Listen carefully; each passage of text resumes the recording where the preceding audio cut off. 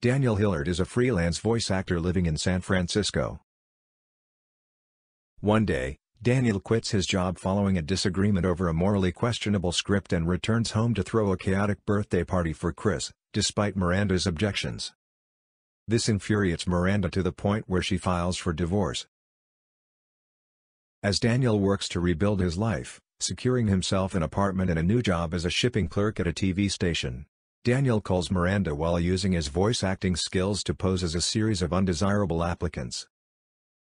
He finally calls Miranda as Mrs. Euphigenia Doubtfire, an elderly British nanny with strong credentials, taking his last name from a newspaper headline. Daniel asks his brother Frank, a makeup artist, and Frank's domestic partner, Jack, to create a Mrs. Doubtfire costume. The children initially struggle under Mrs. Doubtfire's authority but soon come around and thrive. Lydia and Chris later discover that Mrs. Doubtfire is actually Daniel, but agree to keep his secret. One day, the station's CEO Jonathan Lundy sees Daniel playing with toy dinosaurs on the set of a recently cancelled children's show.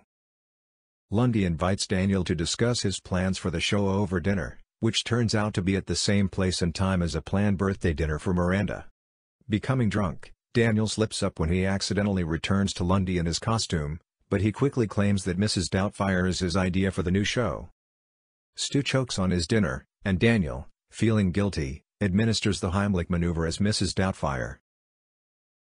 The action causes the prosthetic mask to partially peel off Daniel's face, revealing his identity and horrifying Miranda.